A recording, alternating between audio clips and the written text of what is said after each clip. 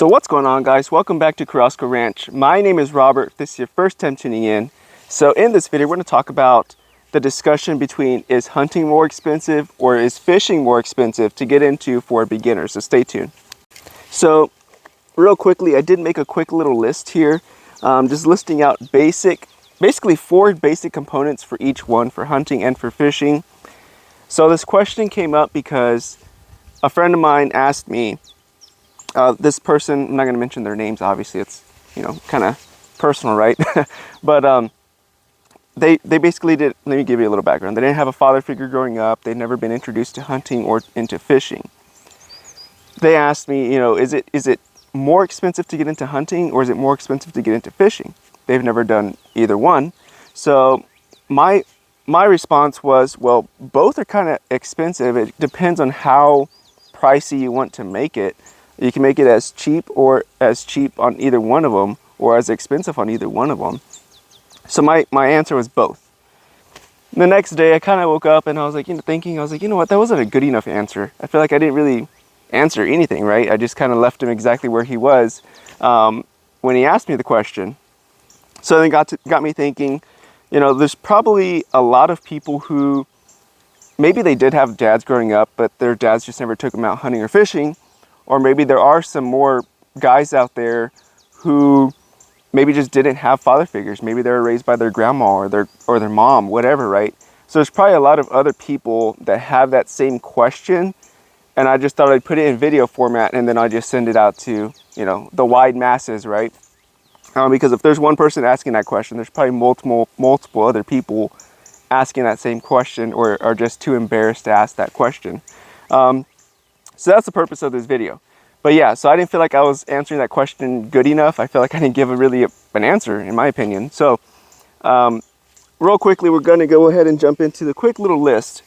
So this list is very simple. It's the basic necessities to start hunting, basically what it is. You're not going luxury. You're not going and getting the bells and whistles on any kind of equipment. This is just going to an Academy store here in Texas or Walmart anywhere across the country and picking this stuff up. So that's where the prices come from, is from an Academy or from a Walmart. We're not going to a Cabela's or a Bass Pro. In my opinion, they're a little bit overpriced compared to Academy and Walmart. Not saying they don't have good products. It is a little bit more expensive to go and shop at those locations. So these prices come from Academy and Walmart. The next thing, they're just going to be, like I said, basic things to get started. So the first one we have is hunting. So you guys let me know down in the comments, do you agree with this? Do you agree with my final answer? Yes or no? And if you have any other input, drop it down in the comments as well. I'm going to go ahead and send it to my friend as well so he can see whatever you guys have, what kind of input y'all have down in the comments. And of course, anybody else who has questions, y'all may be able to answer some down in the comments as well. Okay guys, so the first one I have is hunting, and we're going to start off with, most people start off with a 243 or a 270 to go out and deer hunt. Most people are curious about deer hunting if they're trying to get into it. I do recommend going out and dove hunting. I feel like dove hunting is great for kids or beginners who are just interested in hunting in general. It's very fun, it's very active, you're actively shooting, you can kind of conversate, you can talk. It's not as skilled, I guess I should say skilled, because it does take skill to knock down those birds. But you're able to have a little bit more freedom when you're dove hunting versus deer hunting. But for the argument's sake, we're going to go ahead and say we're deer hunting here. Hunting for, because this is what everyone wants to do, is deer hunt, right? 270, I went ahead and put down to 270. A 270 is more than capable of knocking down a whitetail. You can usually use a 270 to go out and hog hunt and some of the bigger animals if you plan on moving up to that next level. So I have it here at 420. They used to be way cheaper, but since the pandemic, things have just basically doubled in price. But I have it down here about 420, and that's usually getting a rifle and scope combination. So you're getting both. You're getting your rifle and your scope so you can see. For a beginner, I definitely feel a scope is necessary instead of open sights for someone who is a little bit more experienced, a little bit more skilled. So 420 will get you the combo to go ahead and get started. Next, you're going to need ammunition to take down the animal. I have it down as $30. $30, and that's just a box of of ammunition. What is it, 20 rounds usually in that box. You're going to use maybe 5-6 rounds to sight in your rifle maybe. Pay $10 to go to a range or something and just sight it in. Or if you have a place or a buddy who will let you go out there and shoot, you're still going to have plenty of ammunition left over to go and hunt. So $30 for that. The next is you're going to need a hunting or fishing license. For argument's sake, we're just going to say everybody's getting a combo, which is the fishing and hunting combo. Those are $70. Maybe that person wants to get into fishing later on, so they're like, hey, I'll just get the combo and I don't have to worry about it. So $70 for a fishing and hunting license, because if you don't get one, it gets a lot more expensive because you'll be fined if you get caught. The next one is clothing. You know, if you're a beginner, you don't necessarily need the clothing, but you know that they're going to want to at least feel the part, right? They want to feel like a hunter. So they're going to want to go out and maybe buy a shirt and a pair of pants. Shoes, I don't really feel like they're too necessary. You can kind of go out in whatever you want. Obviously, the more advanced you want to be a little bit more scent controlled and all of that good stuff. But for a beginner, $50 for clothing, you know, $25 for a shirt, $25 for a pair of pants, or $15 and the rest on the pants, whatever, right? 50 bucks. So the total for getting into hunting, I priced it around $570. That's just basics and just to get outdoors and start hunting. $570. Next, we're going to be moving over to fishing. Most people usually have at least a couple fishing rods, but we're going to say that they're just going to go with one just to get started. I put it at $50.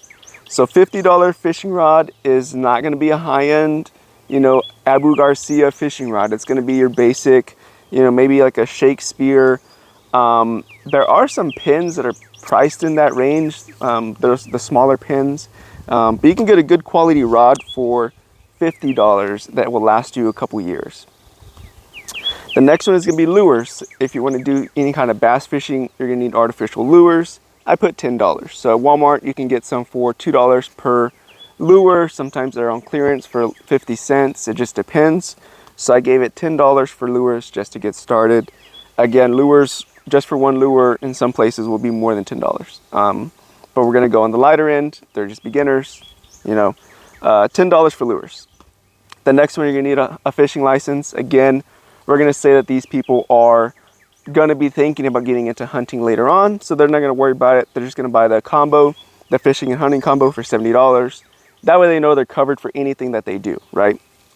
Because if you're a beginner, the last thing you want to do is buy the wrong tag or buy the wrong license and you get caught and now you're fined. So $70 will eliminate most of that, just about all of that. So that's why we put $70 on here, just to keep everything kind of safe for a beginner. You're kind of covered.